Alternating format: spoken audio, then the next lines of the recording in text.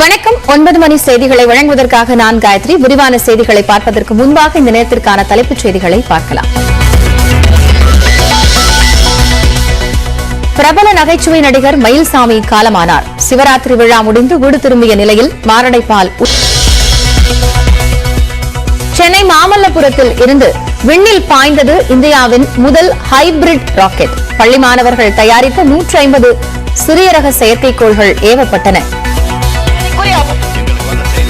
சரியா போனாலும் உங்களை பார்க்கணும் அப்படிங்கறதுக்காக அப்துல் கலாம் அவர்களின் பங்கு இருக்கிறது.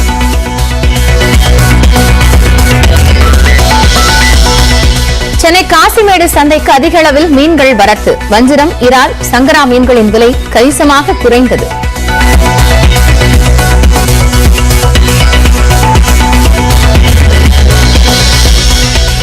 நீட் தேர்வு ரத்து செய்ய கோரி உச்சநீதிமன்றத்தில் தமிழ்நாடு அரசு புதிய மனு. நீட் தொடர்பான உச்சநீதிமன்ற தீர்ப்பு மாநில அரசை கட்டுப்படுத்தாது என அறிவிக்க கோரிக்கை.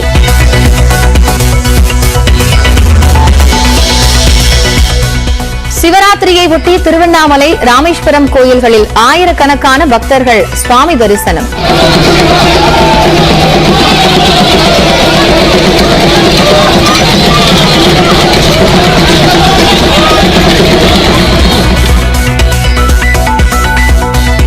தஞ்சை, கங்கை கொண்ட சோழபுரம், பெருவுடையார் கோயில்களில் விடிய விடிய நாட்டியாஞ்சலி.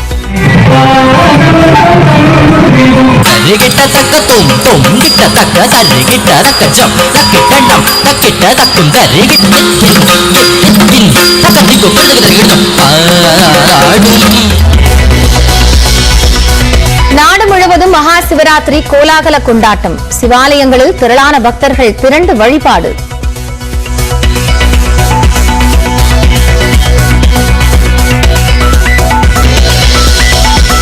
அதிமுகவிற்கு சட்டாம்பிள்ளையே பாஜக தான் என ப. சிதம்பரம் விமர்சனம்.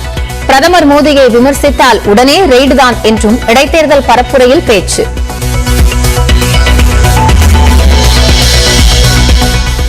பென்சில், ஷார்ப்னர் உட்பட 3 பொருட்கள் மீதான ஜிஎஸ்டி குறைப்பு.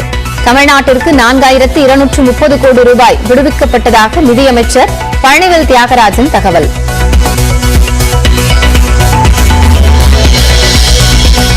நீட், JEE, CUET உள்ளிட்ட NTA நடத்தும் நுழைவுத் தேர்வு கட்டணங்களுக்கான ஜிஎஸ்டி நீக்கம். வருவாய்த்துறை செயலர் சஞ்சய் மல்ஹோத்ரா விளக்கம்.